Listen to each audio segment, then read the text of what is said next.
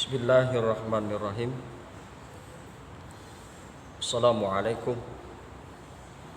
warahmatullahi wabarakatuh.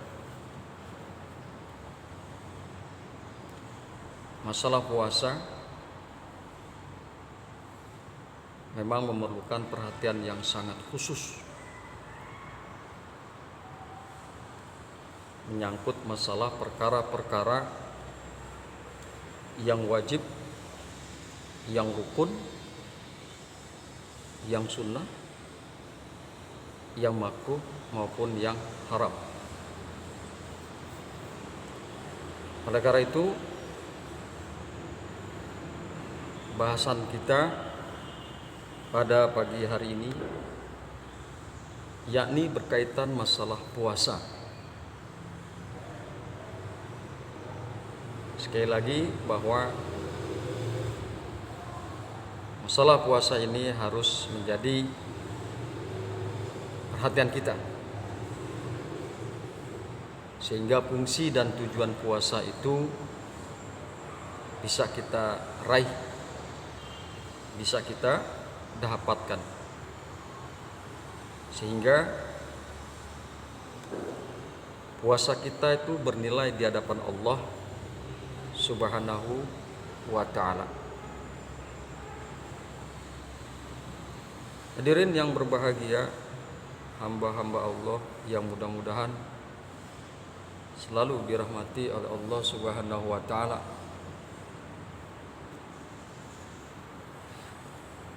Bahwa di dalam kitab dikemukakan, Bismillahirrahmanirrahim, waman wati'a, dan barang siapa yang bersetubuh, fi nahri ramadana amidan fil farji, barang siapa dengan sengaja melakukan persetubuhan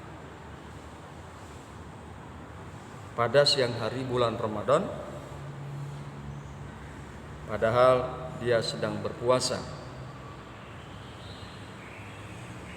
wa alaihil qada'u wal kaffaratu, maka wajib baginya mengkodok puasanya dan membayar kafarat. Wajib baginya mengkodok dan membayar kafarat.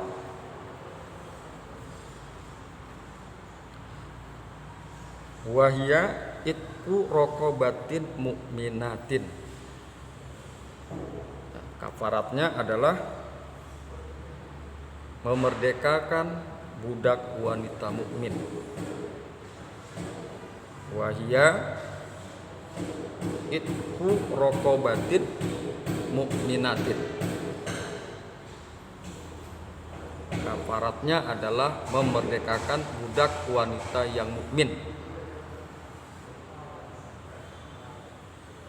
Fa in lam yajid fasyamu syahraini mutata bi'aini. Fa in lam yajid, kemudian maka jika dia tidak mendapatkan fasyamu syahraini mutatabi'aini, maka dia berpuasa 2 bulan berturut-turut. Fa in lam tastati', maka jika dia tidak mampu, fa it'amu sittina miskinan, apabila dia tidak mampu berpuasa 2 bulan berturut-turut, maka memberi makan 60 orang miskin, likulli miskinin muddun, maka bagi tiap-tiap miskin 1 mud. Itulah 3 kifarat yang memang telah ditentukan di dalam syariat Islam. bagi siapa saja orangnya yang bersetubuh dengan sengaja padahal dia dalam keadaan berpuasa di bulan Ramadan.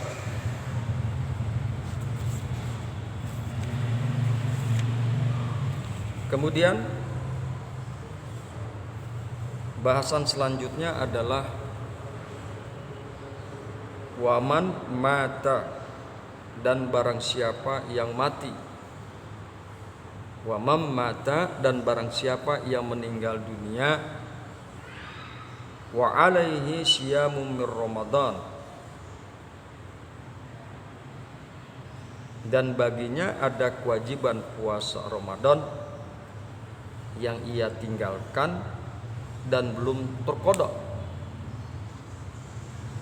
Qada'ima anhu likulli yaumin muddun,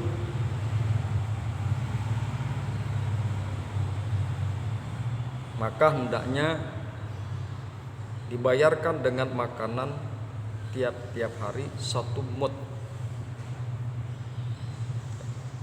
Wa man mata wa alaihi syamun min ramadana ut'ima anhu likulli yaumin muddun.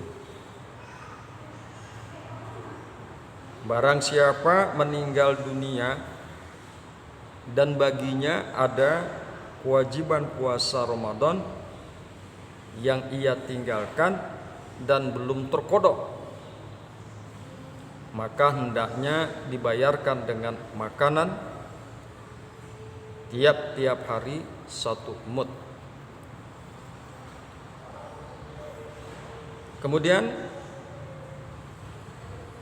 dalil-dalil yang mendasari perkara-perkara yang dibahas ini adalah: pertama, dibayar dengan 1 mud makanan pokok negerinya seperti beras atau jagung. Di Indonesia, khususnya di Jakarta, adalah beras. 1 mud kira-kira adalah 600 gram. 1 mud kira-kira adalah 600 gram. Diambilkan dari harta peninggalannya. Apabila dia tidak meninggalkan harta sama sekali, maka bisa dibayar orang lain dan lepaslah ia dari tanggungannya.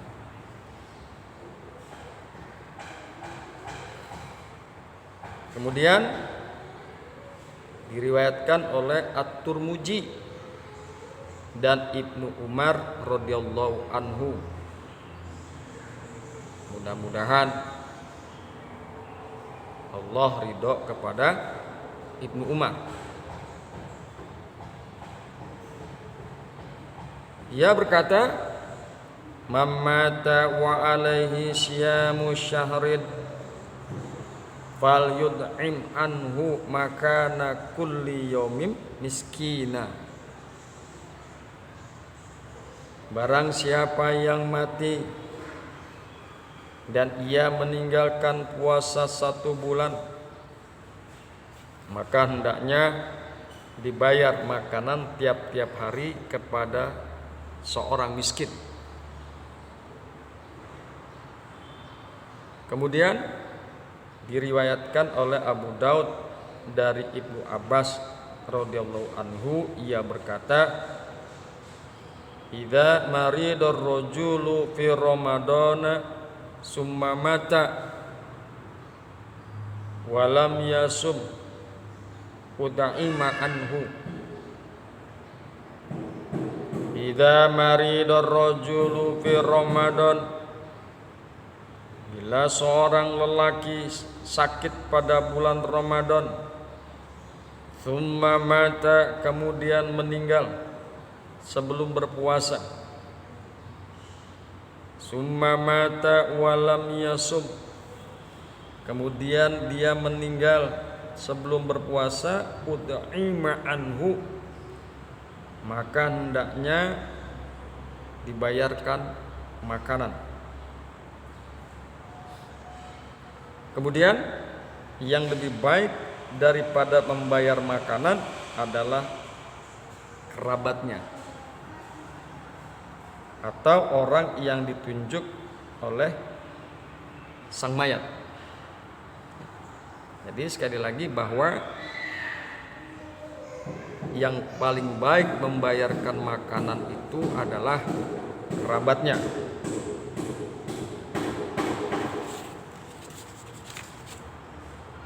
atau ahli warisnya yang menggantikan berpuasa. Kemudian diriwayatkan oleh Al-Bukhari dan Muslim dari Aisyah radhiyallahu anha bahwasanya Rasulullah sallallahu alaihi wasallam bersabda, "Man mata wa alaihi siyamun sama anhu waliyuhu." Man mata, dan barang siapa yang mati, wa alaihi siyamun, dan ia meninggalkan puasa, sama anhu waliyuhu, maka hendaknya walinya menggantikan puasanya. Maka hendaknya walinya menggantikan puasanya. Kemudian diriwayatkan oleh Imam Bukhari dan Muslim dari Ibnu Abbas radhiyallahu anhu, ia berkata, datang seorang lelaki kepada Nabi sallallahu alaihi wasallam, katanya, "Wahai Rasulullah, bahwasanya ibuku meninggal dan ia meninggalkan puasa Ramadan dan ia meninggalkan puasa sebulan. Apakah aku bisa mengkodoknya?" Bersabda Nabi sallallahu alaihi wasallam, "Na'am." Ya. Na'am, fadainullahi ahaqqu ayyuqda. Ya. Hutang kepada Allah itu lebih tepat bila dibayar. Hutang kepada Allah itu lebih berhak bila dibayar, untuk dibayar. Ketentuan ini yaitu qada dan membayar fidyah. Ketentuan ini maksudnya adalah ketentuan mengqada dan membayar fidyah berlaku bagi orang yang meninggalkan puasa karena ada uzur dan telah mampu mengqada. Misal, apabila uzurnya yang berupa sakit telah sembuh dan sebelum mati sebenarnya ada kesempatan untuk mengqada, tapi ia tidak mau berpuasa,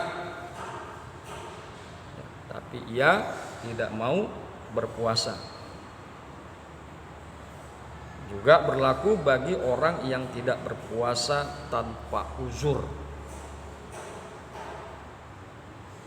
Adapun orang yang tidak berpuasa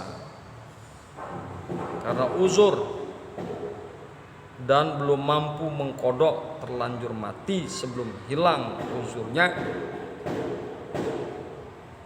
atau mati setelah hilang uzurnya tetapi belum atau tidak ada kesempatan mengqada, maka baginya tidak ada kewajiban mengqada dan membayar fidyah dan tidak berdosa.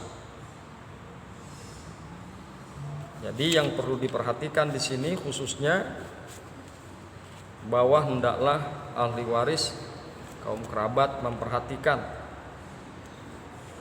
orang tuanya, saudaranya dan keluarganya berapa lama mereka tidak berpuasa. Karena apa? Karena ini menyangkut masalah fidyah dan mengkodok puasa. Jadi membayar fidyah itu adalah dasarnya seberapa lama seseorang tidak melakukan berpuasa. Tidak boleh dikira-kira, tidak boleh disamaratakan, misalnya 120 liter. Kalau lebih, kalau kurang, siapa yang mau bertanggung jawab di akhirat? Siapa yang mau bertanggung jawab di hadapan Allah? Karena itu kami menghimbau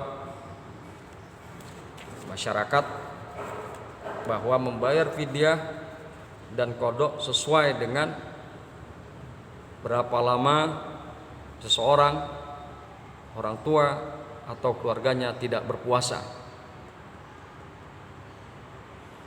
Kemudian fidyah itu adalah untuk orang miskin. Jadi ada syaratnya, fidyah itu adalah untuk orang miskin.